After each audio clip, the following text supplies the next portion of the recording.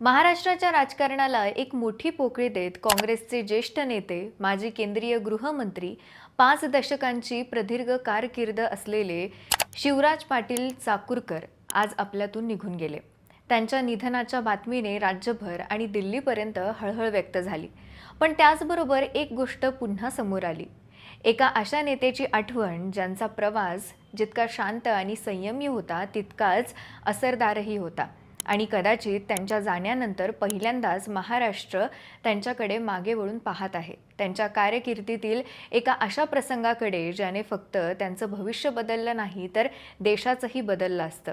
आज आपण त्यांच्या स्मरणार्थ हा संपूर्ण प्रवास उलगडणार आहोत.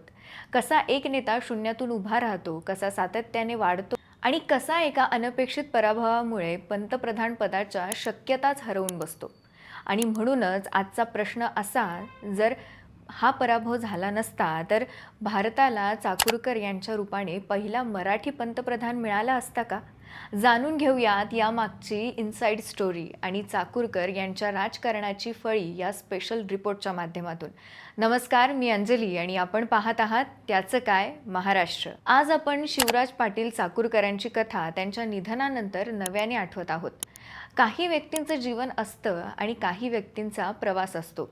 त्यांचा प्रवास म्हणजे प्रदेश, राज्य आणि केंद्र या तिन्ही स्तरांना जोडणारा एक सेतू होता. चाकूरसारख्या छोट्या गावातून निघून त्यांनी लातूर महानगरपालिका, मग लोकसभा, मग केंद्र सरकार, मग लोकसभेचे अध्यक्ष, मग गृहमंत्री आणि अखेरीस राज्यपाल अशी वाटचाल केली. राजकारणातील स्थैर्य म्हणजे काय हे त्यांनी दाखवून दिलं होतं. 7 वेळा सलग विजय, विरोधकांना आव्हान देणारी ताकद, संसदीय कामकाजाची पकड आणि सर्वात महत्त्वाचं म्हणजे शांत, स्वच्छ, मितभाषी प्रतिमा हा त्यांचा मोठा भांडवल होता. 1980 पासून ते सलग 7 वेळा लोकसभेत पोहोचले. त्या काळात महाराष्ट्रातील क्वचितच एखादा नेता असा होता ज्याच्यावर एवढ्या सातत्याने मतदारांनी विश्वास ठेवला होता. ते नेते नव्हते, तर ते एक विश्वासाची जागा बनले होते.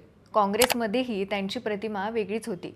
इंदिरा गांधी, राजीव गांधी, नरसिंह राव या तिन्ही पिढ्यांच्या नेतृत्वाने त्यांच्यावर जबाबदाऱ्या टाकल्या. मंत्रिमंडळातील महत्त्वाची मंत्रालये दिली आणि त्यांच्या कामावर समाधानीही राहिले. 1991 मध्ये ते लोकसभेचे अध्यक्ष झाले. ही पदवी सहज मिळत नाही.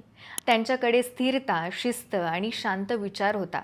पण मग आली 2004ची वेळ, त्यांच्या आयुष्यातील सर्वात मोठा धक्का. काँग्रेसमध्ये सर्वांचा समज होता की पाटील 8व्यांदा सहज जिंकतील. लातूर म्हणजे काँग्रेसची किल्लेदार जागा, असेच वातावरण होतं. पण राजकारणात कधीकधी आपलीच छाया आपल्याला पछाडते. अँटी इन्कमसी वाढत होती, लोकांचा अस्वस्थपणा वाढत होता आणि पाटील दिल्लीतील मोठा नेता बनले म्हणून स्थानिकांमध्ये एक अंतर पडलं होतं. त्यातच काँग्रेसच्या कार्यकर्त्यांचा अति आत्मविश्वास, हे तर जिंकणारच आहे, या विचाराने जमिनीवरील ताकद हळूहळू कमकुवत होत चालली होती. दुसरीकडे विरोधकांनी एक अनोखा डाव टाकला. उमरगा लोहाऱ्यात शिवसेना, भाजप आणि राष्ट्रवादी हाच काँग्रेस विरोधातील त्रिकोण एकत्र आला.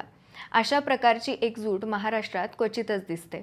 आणि त्या आघाडीतून पुढे आली रूपाताई निलंगेकर. माहेर उमरगा, सासर निलंगा म्हणजे लोकांशी त्यांची थेट नाळ. आपली मुलगी या भावनेने लोकमत झुकत गेलं. ज्या उमरग्यातून पाटील नेहमी प्रचंड आघाडी घेत असत, त्या उमरग्याने पहिल्यांदाच त्यांना पाठ फिरवली. निलंग्यातही ते समीकरण आणि अखेरीस 30,000 मतांचा धक्का बसला. 5 दशकांच्या कारकिर्दीतला हा एकमेव पराभव. पण इथेच कथा आणखीन रोचक बनते, कारण पराभवानंतर जे घडलं ते भारतीय राजकारणात अपवादात्मक होतं. सोनिया गांधींनी पाटील यांच्यावरचा विश्वास तुसभरही ढळू दिला नाही.